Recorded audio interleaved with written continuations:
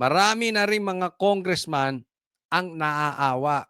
Oh, tingnan natin 'to. Ang totoo niyan, marami lang sa atin ang naaawa sa kanya at marami ang naririnig kong nagsasabi, nakakahiya. But Madam Speaker, distinguished colleagues, Kanino ka naaawa? Kay Bongbong Marcos dahil may sakit? Naawa ka kay Bongbong Marcos dahil may bukel? May bukel si Bongbong? Hindi. Naawa daw siya. Ha? Naawa raw siya kay Kiko Barsaga. hindi hiya ang nararamdaman ko. Ang nararamdaman ko ay awa. Awa umano ang naramdaman ni House Deputy Ang plastic nitong babae na to. Ang plastic mo, ting, naawa ka kay Kiko. Pambira. Oh, ba't ka naawa kay Kiko? Speaker at Iloilo 1st District Representative Janet Garit para kay Congressman Kiko Barzaga matapos patawan ng panibagong 60 araw na suspensyon ng Kamara sa kanyang paliwanag upang pagtibayin ang boto pabor sa rekomendasyon ng House Committee on Ethics and Privileges na suspindihin si Barzaga. Sinabi ni Congressman Garin na ilang ulit na siyang nagpakita ng konsiderasyon sa kapwa mambabatas. Gayunman, sa kabila nito, hindi umano tumigil si Barzaga sa pagpapakalat ng maling impormasyon sa social media na nakakaapekto sa reputasyon ng mababang kapulungan. Ayon pa sa mambabatas mula Iloilo, posibleng may personal na dahilan si Barzaga sa mga naging kilos nito at ang suspensyon ay panahon upang magnilay at suriin ng mambabatas ang kanyang sarili. Bilang isang doktor, bilang isang nanay, naiintindihan ko that there might be personal circumstances surrounding the events that are eventually unfolding. So ganito, naawa daw siya dahil nasuspinde at isususpindi ulit 60 days ata ulit, additional 2 months si Kiko Barsaga.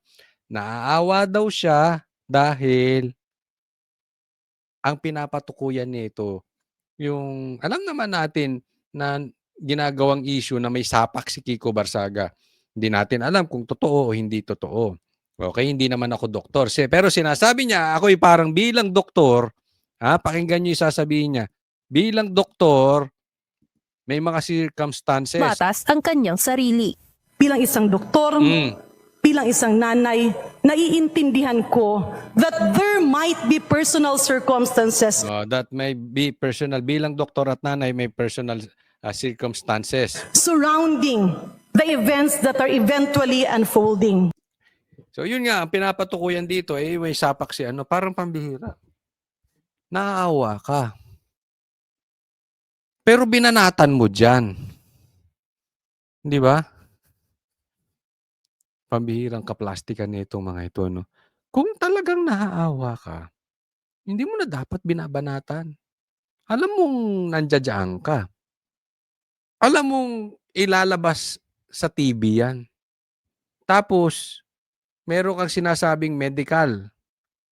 Maybe not directly, pero alam naman natin ang pinatutukuyan nila na may medical problem tong si Kiko. Di ba? Naawa ka pero siniraan mo ang plastic na itong mga to. Dagdag pa nito, bukod sa mambabatas ay naaawa rin siya sa mismong 4th District ng Cavite na pansamantalang mawawala ng kinatawan sa mababang kapulungan ng Kongreso. Ngunit para sa suspendidong kongresista, Ito lang nga sa akin. Wala namang issue sa akin. Kung talagang mali si Kiko Barsaga, isuspindi nyo. Kung gusto nyo, tanggalin nyo pa eh. Ito naman ang lagi kong sinasabi sa iba. Pero patas dapat. Di ba? Kung ganyan ang standard nyo kay Kiko, dapat ganyan din ang standard nyo sa mga magnanakaw. Alam nyo namang maraming contractor dyan eh. Sa hanay ninyo. Ni ayaw nga nyong imbestigahan. Bakit? Ang isususpindi ninyo yung nagsasalita nung baho nyo dyan sa loob. Diba? Wala naman akong problema kung i-impeach si Sara eh. Kung imbestigahan si Sara patungkol sa confidential funds, imbestigahan nyo rin yung presidente at bilyon ng confidential funds noon. Ano kayo? Diba? Ganyan, same thing. Ang sinabi ko kila Tebes, kila Bong Revilla, kahit kila Pastor Gibo, lahat yan. Yung iba pinapadaan nyo sa due process, ni ayaw nyo nga padaanin sa due process itong mga ito. At kitang-kita naman natin, puro mga kalaban sa politika ang binabanatan. Diba? Hindi po tayo nagtatanggol. Kung gusto nyo, i-demanda ninyo. Bahala kayo. Alam ko may immunity itong mga ito. Pero, antayin nyo panahon, i-demanda ninyo kung may mali siyang nagawa. Diba? Tanggalin ninyo, okay lang, tanggalin. Gawin nyo rin sa mga kasamahan nyo dyan. Eh, meron nga kayong naging kasamahan dyan child abuser, convicted by the court. Wala kayong ginawa. May mga kasamahan kayong tinuturo na hinahatiran ng pera. Wala kayong ginawa. Yeah. Eh, dyan tayo nagkakaproblema sa mga ganyang kaplastikan eh. Oh. Eh kung higupin kaya nito yung tae ni Bongbong Marcos o ni Tambaluslos, palagay nyo gaganyanin nyo yan? Eh sinasabi yung kalukuhan ninyo. Kaya galit kayo kay Kiko. Tila drama lamang ang ipinapakitang awa sa kanya ni Garin. It's very dramatic. Actually, mas mabuti kung maawa siya doon sa mga naapektuhan ng dingback siya because that's Oh, kita mo. Di balik sa inyo. Back to you. Doon kayo maawa. Ako, dapat sinabi mo, hindi lang sa mga naapektuhan ng sakit na yan. Dapat, yung gamot na yan, dapat sinabi mo rin na hindi ba dapat maawa kayo dun sa mga namatay sa baha. Doon kayo, maawa doon sa mga ninakawan ng distrito ng pera. actually the mothers there face far more than whatever I'm facing now. Giit pa nito, mas nararapat umanong ituon ng emosyon at atensyon sa mga karaniwang Pilipinong humaharap sa mas mabibigat na suliranin kaysa sa mga usaping may kinalaman sa politika. Because losing 2 months in Congress or even losing my position, facing suspension or expulsion, these are very small compared to the problems that the average Filipino citizen face.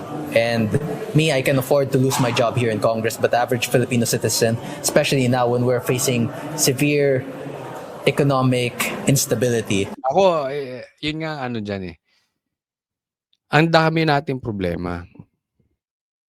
Ang dapat pinofokusan natin, hindi, ito uulitin ko, mag-iingat po din kayo sa mga politikong ganyan. Hindi kay Kiko yung mga politikong ang daming issue sa buhay, pero yung main thing, hindi nila tamaan.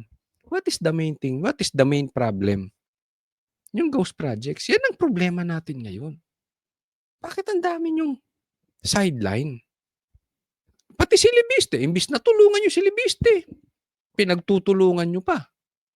Yung dapat nyong tulungan para mailabas yung baho dyan sa ghost projects, pinagtutulungan. Hindi lang po, hindi lang politika. Mag-iingat po tayo sa vloggers. Ako'y nagpapaalala parati. May mga vloggers na nililigaw tayo. Inilalayo tayo dito sa flood control. Andi dito po yung problema. Andi dito po ang namamatay ng mga Pilipino dahil sa lintik na ghost projects. Andi dito po yung problema. Diyan sila kumukuha ng pera. Focus tayo dyan sa ghost projects. Huwag tayong gumayang ako payo ko lang sa mga vloggers, huwag tayong gumayo sa mga politiko kung saan-saan. Yung pinagtatakpan yung totoong mastermind. Kung ano-anong topic ang pinapasok. Kung ano-ano. Di ba? Anong pinagkaiba nating mga vloggers doon sa mga politikong ang binabanatan yung mga senador, si Kiko, si Libiste, pero tahimik sa flood control. Anong kaplastikan yun? Di ba? Anong klase yun? Huwag tayong gumaya sa mga ang bilis naman nating nabulok. Kaya anong iisipin mo sa politikong umiiwas sa usaping flood control at saka ghost projects at mastermind? Di bayad, di ba? Di ganun din yung vloggers. Yung umiiwas sa flood control sa ghost projects, Focus tayo. Huwag tayong kung ano-ano, ha? Hindi ako kasi nagagalit na rin ako dito sa mga wala nang inatupag 'tong gobyerno na ito. Hindi lang gobyerno pati yung vloggers kung hindi paano makakalusot sa flood control at paano pababagsakin si Sara ng hindi halata. Parehas na politiko tsaka vloggers ngayon. with plenty of issues. Evan Alvarez, UNTV. Next topic po. Ito pag-usapan natin itong plastic na pastor na ito, 'no. Ako talagang medyo ayoko talagang tawaging pastor 'to, talagang kinikilabutan ako, 'no. So tawagin na lang natin siyang congressman hindi nanalo. Oo, tandaan po natin, talunan 'to, hindi ito nanalo. Kaya putak ng putak, eh. Kasi ang nagpanalo dito, hindi hindi talaga panalo 'to, talagang pinaupo lang ni Garcia. So that position belongs to Garcia. Magic 'yan. Yung panalo hindi pinaupo, yung talo nagpupuputak. Ang lakas ng loob, ang kapal ng mukha. Sabagay, bayad utang, eh. Kailangan niyang banatan yung kalaban ng amo niya. Member din ako ng ng Committee on Ethics. Talagang Okay. pinag-usapan namin. Ako nga, Member siya ng Ethics Committee. Talagang pinag-usapan nila si Kiko Barsaga. Kung anong gagawin kay Kiko Barsaga. Ano ang gagawin kay Kiko Barsaga? ako talaga ang gusto ko diyan expulsion na eh. Hindi lang suspension. Gusto niya expulsion. Bakit? Okay. Kasi you can suspend him. Hindi naman titigil magsalita yan eh. Magsasalita pa din yan eh. Maliwanag. Yan ang purpose. Yung katulad ni Kiko Barsaga, this is not an isolated case. Si Kiko lang kasi, malaki ang platform dahil congressman. Pero sa kanya galing, ano? Para tumigil magsalita. Kasi nga kung sususpindihin mo, habang suspended, magsasalita at magsasalita pa rin. That exactly what the congressman wants. Yan ang talagang, hindi lang mga congressman, yan talaga ang ginagawa ng mga politikong involved sa ghost projects. Or kung hindi man involved sa ghost projects, yung bossing nilang pinagsisilbihan, yan ang gusto. Manahimik si Kiko, manahimik si Lebiste, manahimik si Defensor, manahimik si Chabit, manahimik ako, manahimik kayo, manahimik tayong lahat. Tuloy ang nakaw, huwag niyong pansinin yung ghost projects. Punta tayo doon sa impeachment dahil sa 150 million lang ni Sara. Kayan. Yung 3 taon na ginagawa sa atin, let me repeat this. Yung 3 ginagawa sa atin, sa mga politiko at sa mga vloggers katulad ko at sa mga katulad ninyong mga manonood, sinabi in one sentence ni Abante.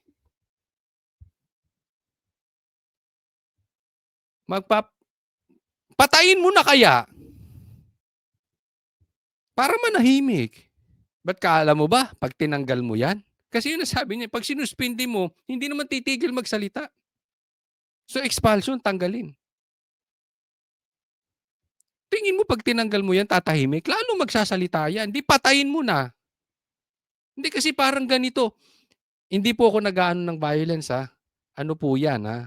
Ang ibig ko lang sabihin, ganyan ang gusto nyo sa Pilipino eh. Manahimik. Wag natin pag-usapan yung ghost projects. Wag na kayo. Wala nang freedom of the press, wala nang freedom of speech. Kalimutan na natin yung Bill of Rights. Tingnan mo. Yan ang gusto nilang mangyari. Ano kayo? Diyos? Hindi Diyos ang tingin nyo sa sarili nyo.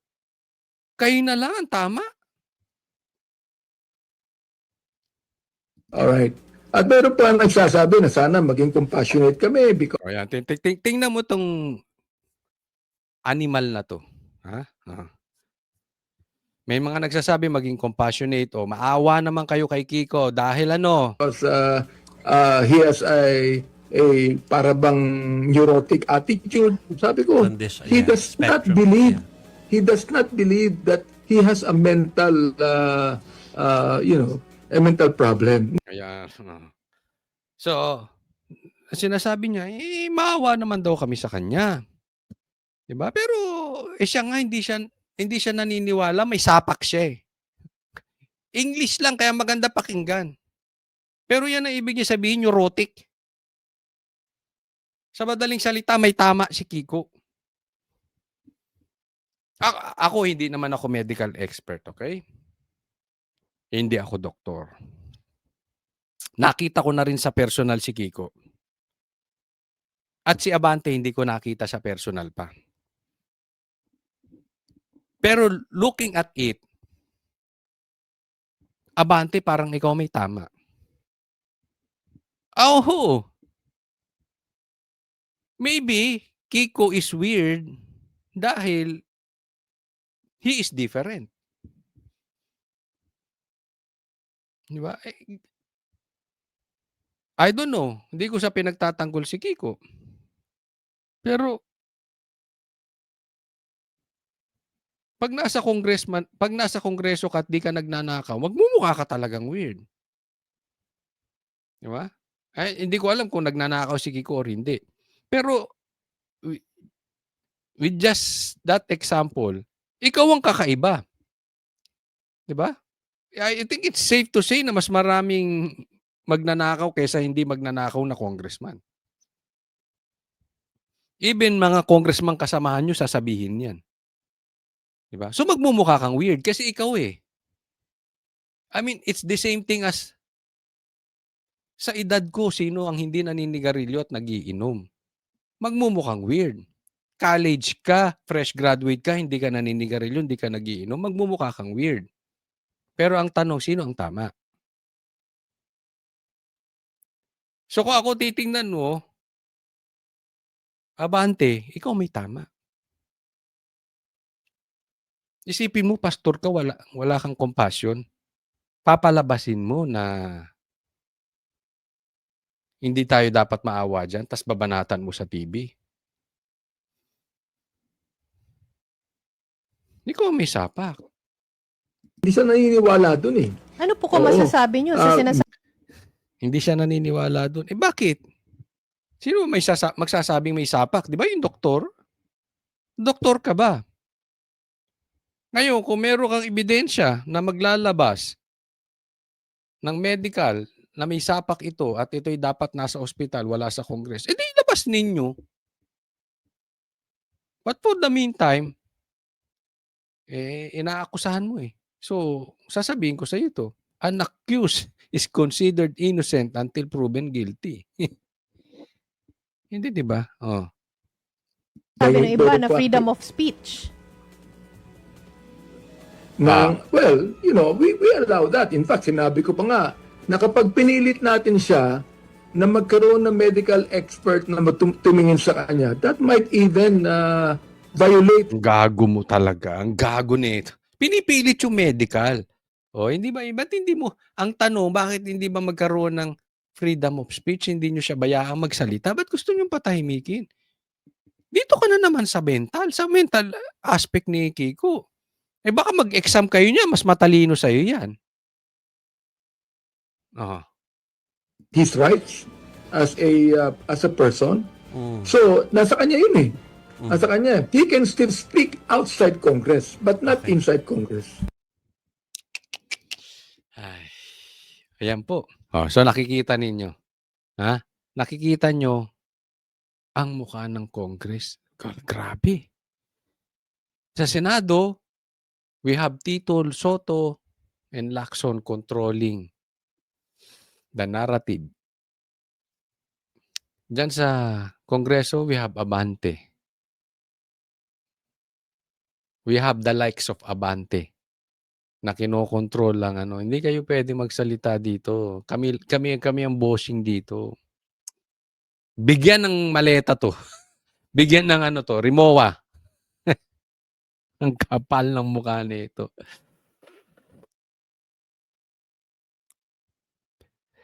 ayokong tawagin talaga 'tong pastor pero pastor daw siya, eh, 'no, but,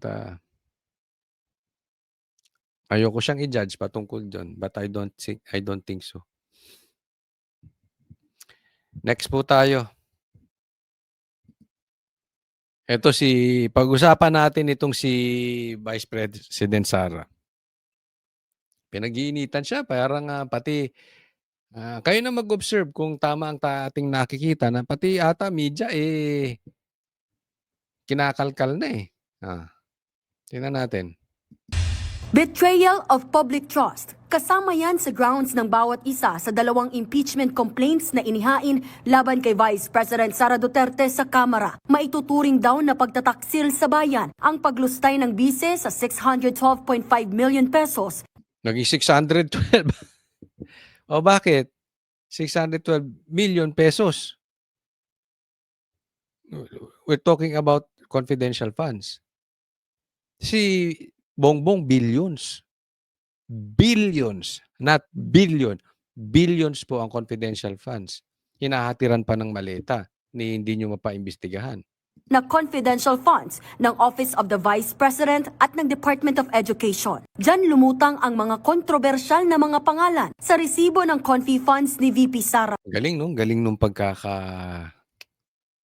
nung impeachment ako ito lang nakikita ko dyan, eh. Yung impeachment ni Bongbong Marcos, 'di ba parang dumaan lang? Walang detalye tungkol sa pinag-usapan yung droga, pinag-usapan yung kanyang, yung nangyari ditong pagpirma niya sa budget, hinayaan niya lang. Ang daming issue. Pinag-usapan ba sa media? Pinag-usapan ba sa Congress?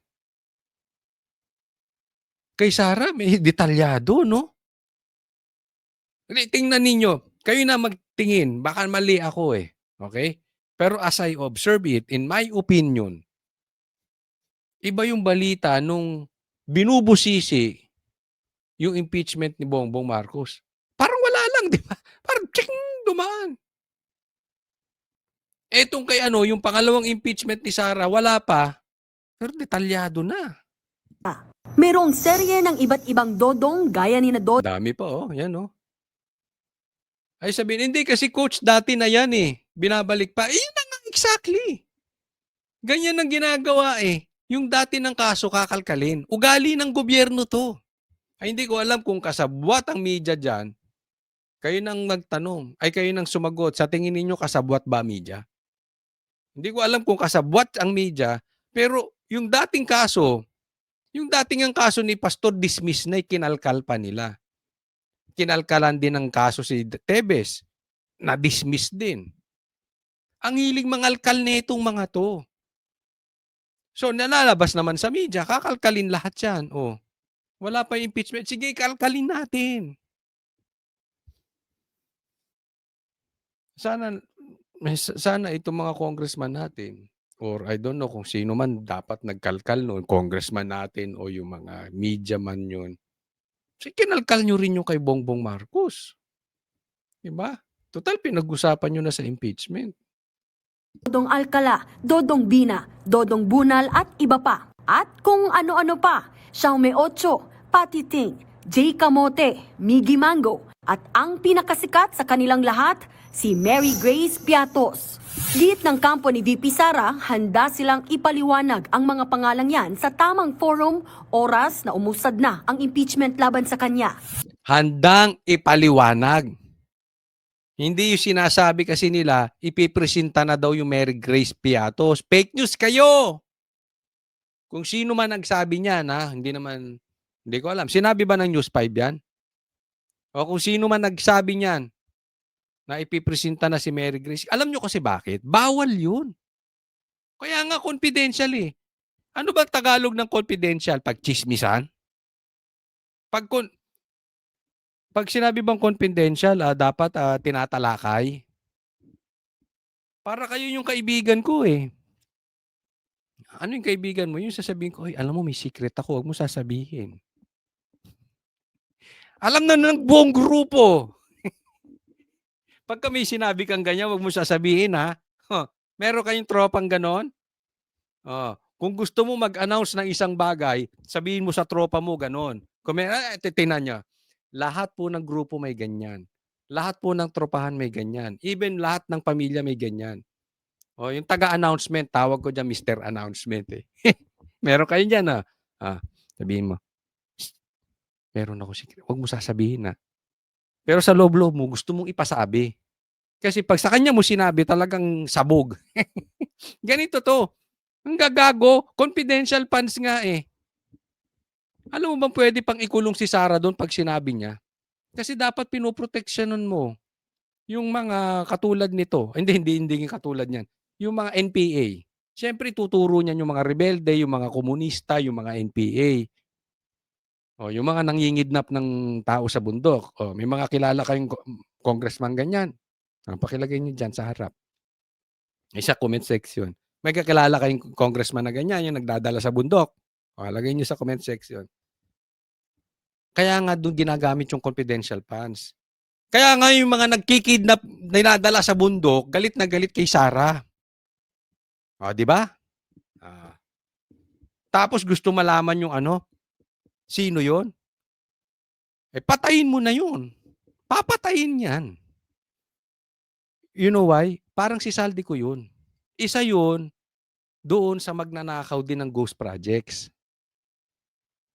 Yung mga intel na yan yung nagbubuking kung sino yung mga NPA, yung mga rebelde. It's one of them. Tapos ibubuko mo kung sino yun. Di parang pinatay ni Sarah yun. Kukulong pa si Sarah niyan. Sagot naman dyan ng Makabayan Block. Naku, narinig na natin yan. We're ready to explain. Pero hindi, tatakbo na naman sa Supreme Court. Tanga! Ine-explain naman eh. Tanga ka rin talaga. Demanda mo ko, sige. Anong klase kang mambabatas? Hindi ba lagi niyang ine-explain? Ayaw niyong tanggapin yung explanation. Bibigyan kita halimbawa. Pag tinanong mo ko, Coach Solly, bakit galit ka ba doon sa mga nangungumbinsi ng estudyante at dinadala sa bundok para labanan ang gobyerno? Sasabihin ko, gago ka ba? Bakit dadalhin mo yung mga anak namin sa bundok? Anong matututunan doon? Mamaya gahasain nyo pa. Example lang, hindi ko sinasabing siya mismo Pero siyempre kung NPA ka, hindi mo tatanggapin yung explanation ko. Hindi ko sinasabing NPA to. I'm just giving you an explanation na meron explanation. I'm just giving you an example pala. Merong explanation na hindi nyo gustong tanggapin. Ayaw nyo tanggapin eh. Ilang beses na rin in-explain bakit hindi pwede ang rebelde. Bakit wag awayin ng China. Nagagalit kayo. Di ba? Huwag ka nga magbida-bida. Supreme Court. Don't wait for the impeachment proceedings. Ipaliwanag mo na ngayon. Okay. Tanga ka. Tanga talaga to. Hindi po mura yung tanga. Ibig sabihin ko, i-stupid o kaya naman ay nagtatanga-tangahan. Alam mo, galit ako sa nagtatanga-tangahan. So, kung nagtatanga-tangahan ka, tawagin na lang kitang tanga.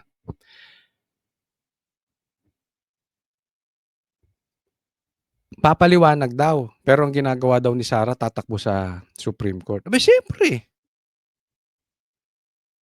Kasama sa batas yun eh. Kasi ayaw nyo tanggapin. Huwag na daw antayin ng impeachment, paliwanag na.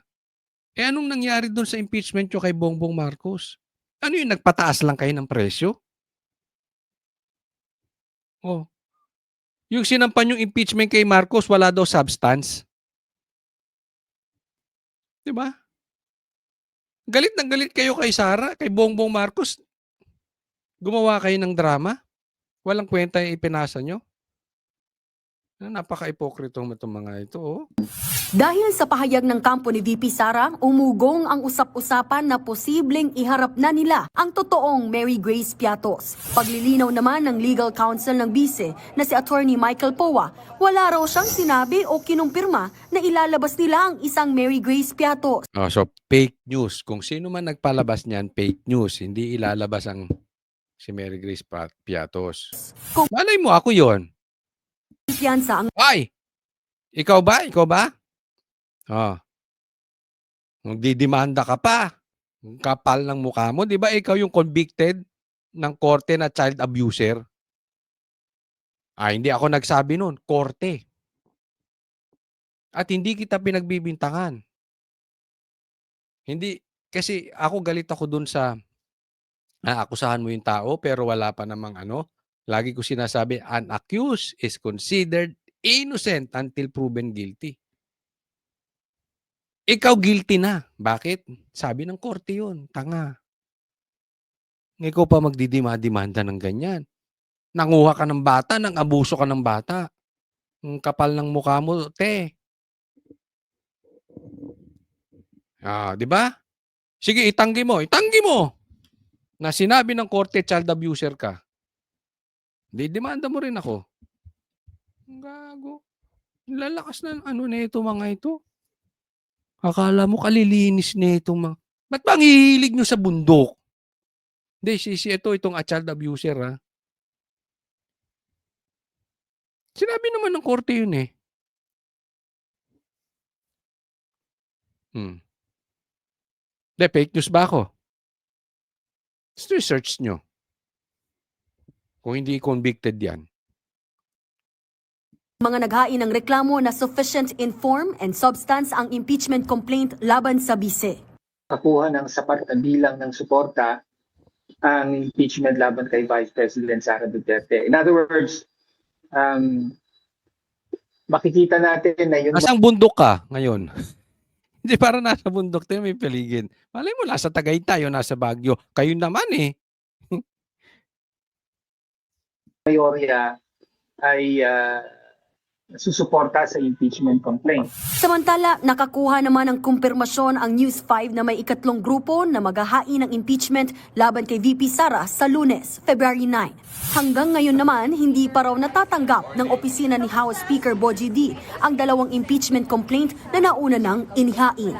Nagbabalita mula sa Good luck sa inyo. Good luck sa inyo. Ha? Alam nyo ba, hindi nyo napapansin. Nandito muna tayo sa ano. Hindi nyo ba napapansin? Medyo tahimik ang minority ngayon. Alam mo yung may lalim? Tahimik. Di ba? Tapos, itong kabila, itong majority black, itong majority black, tawagin na lang nating tambaluslos black. Ang ingay. Meron pa raw silang palitan, di umano. Patungkol dito kay Lebiste. Sige lang, drama lang kayo. Drama lang kayo. One thing I know, tahimik ang minority. And one thing I know,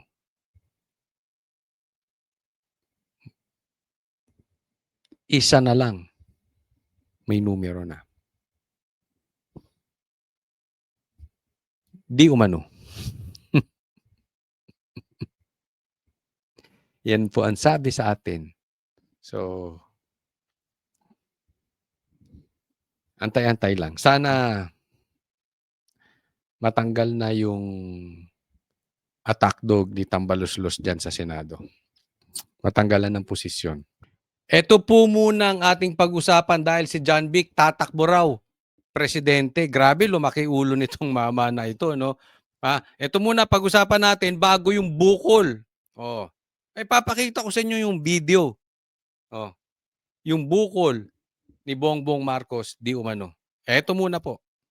Di ba? No, he just said he's open. He's not closing his doors. What you said, Secretary, was that you have the experience, the executive experience. Yes, being in the cabinet really opened my eyes to what the country is all about. Yeah, grabe ito. Ang lupit nito si pwede na daw siyang tumakbo dahil open daw siya para tumakbo bilang presidente dahil nga nabuksan na yung mata niya, nabuksan na yung mata niya rito sa politika at, dahil siya yung naging executive, naging secretary, lumaki na rin yung kanyang vision. Sasaglit ka pa lang naging secretary, pambihira, To make it, how it runs, what makes it difficult, who are the best people around, what to look out for, what are the red flags, what are the friction costs around. Dami niyang alam.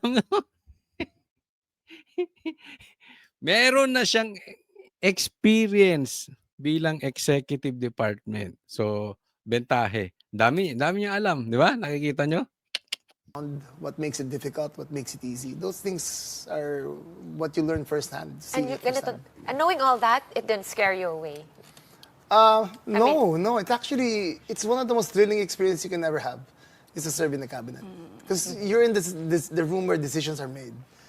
And showing up in that room means a lot. Even just listening means a lot.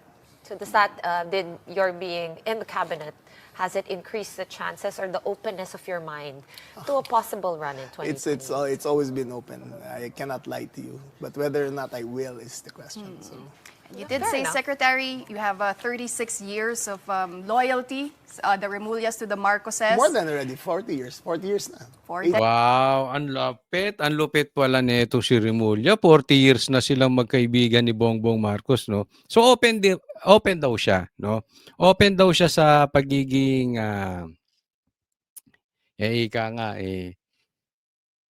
standard bearer, ni Bongbong Marcos. Ganyan din naman si Risa, di ba? Open din siya. So posibleng tumakbo. So ito yung mga napupusuan na tatakbo si John Vic at saka si tsaka si Risa, no? Isa yan sa kanilang tinitingnan.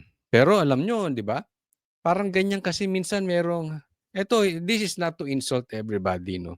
Pero minsan yung iba, nagkaroon lang ng cellphone, nagkaroon lang ng camera, vlogger na. Di ba? Yung iba, nakatungtong lang sa gym, isang buwan pa lang sa gym, gusto nang maging bodybuilder. Wala namang masama sa pangarap. Okay lang po yan. Pero pagdating sa pangarap mo, pagdating sa politika, ibang issue yun. Kasi wala ka pang nagagawang mabuti sa Cavite. Ayaw nga sa'yo ng tao. Ewan ko totoo ba ang nababalitaan natin? Ayaw ng tao sa Cavite, sa Remulla. Ang gusto raw doon, Revilla. Tapos tatakbong presidente. Tapos dikit kay Bongbong Marcos. Yan ang magiging issue. Dikit kay Bongbong Marcos. 40 years pa, pinagmamalaki niya. 40 years na raw sila magkaibigan ni Bongbong. O anong issue doon? Eto. No, 79 pa kami magkasama. So more than. With an endorsement of President More than 40 years. Marcos for 2028 be a big thing for you. I will not run if he doesn't endorse me. Yun. Ang tanong, big thing ba sa'yo kung i-endorse ka ni Bongbong Marcos? So ito, isa pa tong pumupustura. Ayan. Pareha sila ni Risa. Pumupustura na maging standard bearer, tatakbo presidente kasi ang linaw-linaw. Hindi ako tatakbo kung hindi ako i-endorso ni presidente. Sa madaling salita, parinig yun. Oo, parinig yun, nagpaparinig. Baka naman i-consider mo ako. O, di ba? Sila pang hindi magkasundo, di umano ni Torre. Yan din ang pinapaugong. O, alam mo, kakaisip nila ng kakaisip. Baka mamaya, pati si FLM, patakbuhin na nila. Si Tito Soto, o baka mamaya si Joey, si Bigso. Hindi ko na alam kung sino pa gusto nilang patakbuhin presidente, si Vice Ganda. Lahat pagsama-samahin nyo na para kalabanin si Sara. Hilong-hilo na po sila. Hindi na nila malaman ang gagawin. No? Ang lupit talaga ng pagkakataon ngayon. Grabe. Kung ikaw, you're outsider, titingnan mo yung ginagawa nitong mga to, sabi ko, grabe ka desperado, no? Ang dami po talagang gustong umepal. Pero alam naman nila wala silang kapanapanalo. That's new. With his negative ratings, how Yan ang matindi. Yan ang matinding tanong. Oh, with these negative ratings. Oh. negative ratings, how can that endorsement mean anything? Ang ganda nung tanong na yon. Yung negative ratings ni Bongbong Marcos. Oh, at least umamin yung One News. Oh, ito'y under News 5. Negative na si Bongbong. Bakit gusto mo endorsement?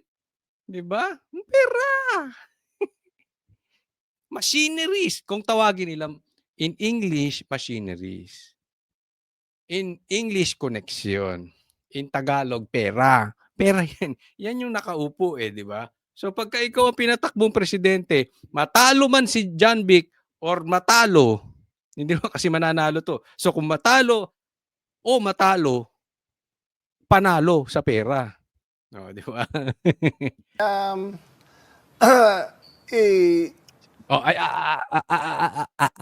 Ayusin mo, sagot. Baka magkamali ka, hindi ka, yung postura mo, hindi ka kuhanin ni Bongbong Marcos. I serve at it's the it's a family thing, it's the confidence thing. It's the machinery.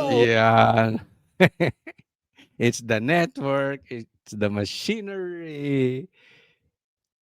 Pera. Siyempre yung network. Ano ba yung network? Connection. Connection sa mga negosyante. Di ba? Malalaking mga trilyonaryong negosyanteng nagbibigay sa mga politiko. Machinery. You're so cynical. Can't you be positive? Diba? We're here trying to paint a rosy picture and you. Whatever I say, you're incredible. You're incredulous right away. Realist. Diba? You're incredulous. I'm trying to talk in poetry. You beat me up with prose. Diba? So would it be safe? Hindi ka makasagot. 'Di ba? Bakit gusto mo yung endorsement? Yung iba patayo na. Palayo na kay Bongbong Marcos, napapansin nyo, yung iba dumidistansya na. Ikaw gusto mo pang lumapit, 'di ba? Alisan mo ng power si Bongbong. Kunwari, ma-impeach 'yan. Kunwari lang hindi ko sinasabing sana mangyari. Kunwari biglang mamatay. Tingnan mo yung mga yan. Talikuran lahat yan. Balimbingan, kaliwat kanan, balimbingan. Ipagdasal ninyo, hindi mamatay si Bongbong Marcos. Pag namatay yan, tingnan nyo. O kaya kung may biglang natanggal, naalis bilang presidente, legal way I'm talking about legal ways. Natanggal. Tingnan mo, lipat yung mga yan. Tingnan ko kung gusto pa nilang idikit yung pangalan nila kay Bongbong Marcos. Mga oportunista rin ako itanong ko, John Vic, ganun ka ba? Di ba? Ganun ka ba, John Vic? Tayo naman nagtatanong lang, no? Pero magkakasubukan dahil ang mga politiko, traidor. Baka nga may trinaidor tong Hindi nyo ba trinaidor ang Rebilla? Ako tatanong lang. Hindi nyo ba trinaidor ang Rebilla? To say that if That you was get poetry! so if you get the BBM's No, endorsement, let's not go there. Let's not it'll go there. Kita mo? Hindi niya kaya. Ayaw niya yung topic. increase your Let's not go there. Speculative good, na. Sige. Good work will always sell Pakawalan na itself. natin si Secretary Good kasi work. baka Ay, nako. So, eto yung mga klase ng mga sekretary. Ako nga, duda pa. Kung itong sekretary na ito ay isa doon sa binabanggit nasa listahan ni Lebiste. Kasi sabi niya, di ba, may 5 nakaupo ngayong sekretary nasa listahan ng Cabral Files. Sa madaling salita, may nakaw. Hindi ko alam kung isa siya doon. Pero ito yung titingnan natin. Naging secretary lang. Kala mo, alam niya na pagiging executive. Baka nga kahit sa barangay tanod, hindi manalo ito. Pwede siguro pag ang election, PTA, di ba? PTA. Pero president, ang bilis naman ata lumaki ng ulo nito si John Vic. Hindi kasi iba kasi po ang president. Yung president una may talagang heavily connected ka diyan. Mahal ka sa bawat sulok ng barangay. Hindi ka puwedeng malakas lang sa Cavite. Dapat sa mga kasulok-sulukan na barangay malakas ka. May sino ba 'to si John Vic? Bago siya kinuhang sekretary ni Bongbong Marcos, yes, kilala sila sa Cavite. Pero Cavite is Cavite lang. Kahit sabihin nating vote rich ang Cavite, napakalayo nun. Di ba? Alam mo, yung ganitong klase, na yung lumaki ang ulo, kahit sabihin kino-consider na hindi. Don't ever consider it. Meron nga mga vloggers, naging vlogger lang, gusto nang tumakbo. Gusto nang tumakbog senador. Eh, pambira, wala pa ngang 1 million yung subscribers mo. Yung ba, alam mo, grabe ang pagiging sakim sa pera, kapangyarihan. Nabubulag ka eh. Hindi mo na nakikita, ano ba talaga yung kalagayan ko? Di ba? Hindi lang po ito ha. Hindi lang po itong si John Vic. Ito pa po. Nako, ito pa. Tingnan po natin, nakita ko to sa Facebook. The Situation Report. Informal Online Poll Result. Duterte Sara, 97.6. Ontiveros, 2.2. Remulla, 0.2. Kahit ito informal online poll lang, ang layo di ba? Kaya nga ako kahit alam mo yung sinasabi ng mga Pinklawan, sinasabi nitong sila Lamas, itong pangit na Lamas, sabi ni Robin, no? Kailangan daw magsama-sama sila. Kasi kung maraming tatakbo na lalaban kay Sara, hindi mananalo.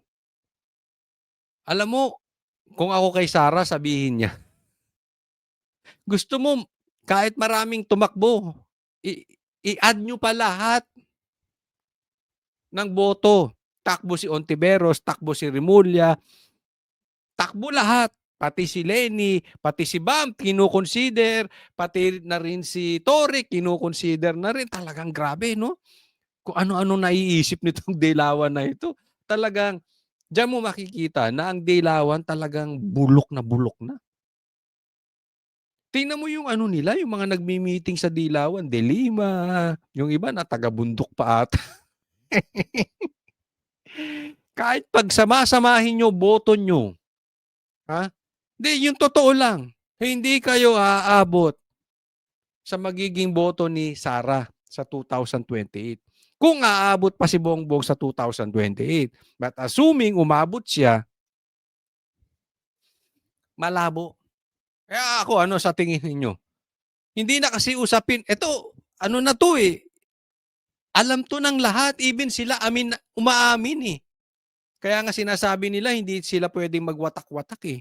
So alam nila talagang malakas si Sara. Dilawan, yung mga komunista, yung mga NPA, yung mga pula, lahat po alam nila malakas si Sara. Kaya nga nanginginig na sila sa takot eh. Diba? Eh yan naman public knowledge. Sino ba sa inyo dito hindi nakakaalam niyan? Diba? Alam ng lahat. Hanggat buhay si Sara, hindi sila mananalo sa 2028. Kaya ako sa tingin ko, delikado buhay nitong si Sara. Delikado. Kaya mag-iingat ka, Sara. They are desperate. Naalala mo yung nangyari kay Ninoy? Hindi nga natin alam kung sinong yumari kay Ninoy. Ayoko na magbintang. Hindi natin alam kung kalaban sa politika. Or baka nga kakampi pa sa politika ang yumari kay Ninoy. I really don't know. Pero, meron silang tendency ganyan. So dapat mag-iingat to si Sara. Kasi obvious naman, kaya nga binabanatan to sa impeachment, kikita naman natin, that is public knowledge. Kung mahina si Sara, hindi yan pagtutulungan ng kung sino-sino. I mean, si Risa ba kakainin yung tae ni Bongbong? kung mahina si Sara? Hindi. Yung mga dilawan ba kakainin yung sinuka nilang Marcos? Hindi. Tinain na nila yun, isinuka nila, kinakain nila ngayon. Bakit? Dahil malakas si Sara. Yan ang masakit man sa kanilang tanggapin, pero yan ang katotohanan. Hindi na natin mahaalis yan. 'Di ba? So, lahat po kakasuhan yan sa ombudsman, sa impeachment. And yun nga, delikado buhay nitong si Sara. So, they will try their best hindi makaupo to si Sara. Lalong-lalo na pag nakaupo si Sara. Alam naman natin eh, di ba? Alam natin sino ang mastermind sa ghost projects. Sino ang mastermind sa flood control scandal. Alam na po ng buong Pilipinas yan. Kaya siyempre, gagawin nilang lahat ng paraan para ang makaupo ay kakampi ng mga magnanakaw. Pag ang nakaupo galit sa magnanakaw, yari. Eh yung iba nga dyan, adik pa. So pag ang nakaupo ay galit sa adik, yari din. So kailangan makaupo, galit sa adik. Pero ang tanong nga dito, aabot pa ba si Bongbong Marcos dahil may bukol? Ayun na sabi ha, hindi natin alam kung ito'y totoo o hindi. Pero sasagutin natin, ipapakita ko sa inyo yung video kung may bukol nga si Bongbong Marcos o hindi. Ito po yun. Ito po, nilabas ng bilyonaryo. So gusto ko po titigan yung mabuti. Doon sa may mga edad na nakatulad ko, isuot nyo na yung reading glass ninyo. I-zoom po ninyo. Ha? Kasi po ito'y sinend sa akin. At ilang beses kong ni-rewind, finorward, in-slow-mo, etc. etc. Ang tanong nila, Coach, tingnan mo to, may bukol. Coach, tingnan mo ito, parang nakakatiter. Kasi 'di ba may sakit ito at nakaratay. So, for optics, probably baka kahit nakakatiter or kung ano man 'yan, hindi natin alam, kailangan siya lumabas. Baka sumaglit lang 'to, tas babay na, ganyan-ganyan lang, kaway-kaway, tapos na, no?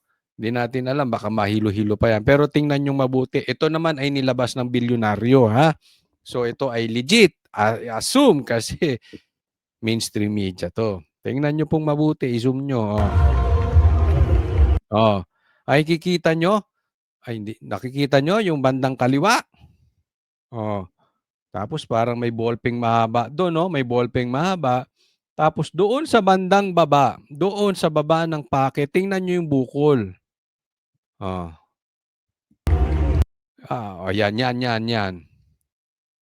'Di ba? Kasi pag tiningnan mo naman sa likod, flat eh. 'Di ba? Hindi natin alam, yan ba ay taba? Ulitin natin, yan ba ay taba? Or mali lang yung pagkakatak-in ng shirt niya? Yung insert niya?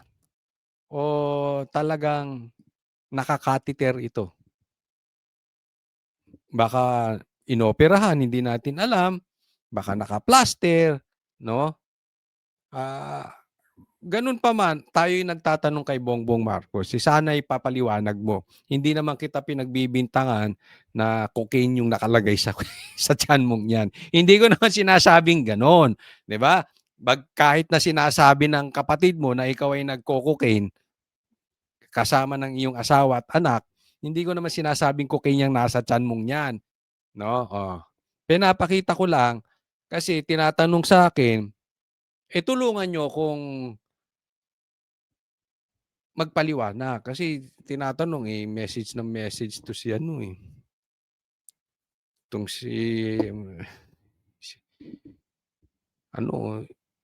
itong subscriber natin di ba? Kayo na lang bahala dyan. Mukhang hindi naman siya nagkamali lang ng tuck-in. Hindi naman po parang taba. Kasi yung kabila hindi naman ganyan. Ah. Ah. Ako lang naman, ang issue ko lang naman dito, pagka may mga ganito, alam nyo kung bakit nagkakaroon ng ganitong mga usap-usapin? Dahil ayaw nyo magpa-drug test. Drug test na naman, Kutsoli. Hindi kasi walang tiwala ang taong bayan sa kanya. Alam mo, sinabi ni PRRD bangag 'to. Kung nagpa-drug test na siya, tapos na. Even nung eleksyon sinabi ko na sa kanya yan. Bakit ka sa St. Luke's nagpa-drug test? Bigla ka na lang naglabas ng result? Dapat sa PIDEA. Tapos sinabi ni PRRD, bangag ka, ayaw mo magpa-drug test. Sinabihan ka ni Attorney Vic, bangag ka rin. Ay magpa-drug test ka, ayaw mo din. Hindi naman sinabi ni Attorney Vic bangag siya. Tapos ngayon, tuloy kakatakbo mo, nagsalita na yung kapatid mo. Hindi lang ikaw ang bangag, pati asawa mo, pati anak mo, bangag. Pag may mga ganito kasi, kailangan sinasalubong mo. Hindi dapat si Claire ang nagsasalita in your behalf. Kasi sabi ko, connected sa drug test yan Pag may ganyan, sagutin mo, hindi totoo. Tutuloy. Ang tinatanong mga vloggers, mapapag-usapan tuloy. Hindi ko rin naman alam kung ano yan. Malay ko ba dyan? Hindi naman tayo nagkikita. Pero kasi pag titingnan mo in, plain view, mukhang ang bukol. Mukhang plaster. Di ba? Mukhang naoperahan tapos pinaster. Kailangan plaster. Hindi natin alam. So kaya nga dapat mag-explain siya. Pero alam mo, sa totoo, walang dudang ganito. Pag naglabas ka ng medical bulletin, yun ang hinihingi Yung official na ilalabas ng St. Luke's. Yung ipakita mo sa taong bayan, eto medical bulletin ko, maayos ako, hindi ako na-opera, eto. Signed by St. Luke's. Total, naglabas ka na rin ng drug test ng St. Luke's Hindi ilabas mo na rin yan. Tatanggapin ng tao naman yan Ang problema hindi tinanggap yung drug test mo sa St. Luke's, biglaan. Hindi ka nagpakita na ikaw ay na-test. Yan, dapat ipaliwanag mo. Hindi mo na nga kailangan magpaliwanag kung may medical bulletin Pero dyan, ayaw mo magsalita. Ayaw mo maglabas ng medical bulletin. Tinatanong ng tao. Ngayon, kailangan mong i-explain sa taong bayan, ano yan? Hindi ko alam. Baka may dala kang pera dyan. Malay natin. Kung baka may dala ka sigarilyo, hindi ko alam kung baka may dala kang Johnny Walker dyan. Kung ano man yan. O hindi ko alam. Baka malaki lang yung junior mo. Tumambok, may nakitang pogi. Ay, may nakitang hindi. It's open diba? It's open for opinions, no? But one thing for sure, matambok nga. Matambok ka, Bongbong Marcos, in fairness, matambok yan. Matambok yan, nandiyan sa harap mo. Pakisagot lang po, ano po iyan? Maraming salamat po. Huwag pong kakalimutan na i-like nyo po itong video na ito. Sana masubaybayan ninyo ang vlog ko. So subscribe po kayo para i-inform kayo ni YouTube sa mga vlog ko. Sana makapanood kayo parati. Thank you po sa sama sa akin sa vlog na ito. God bless everyone.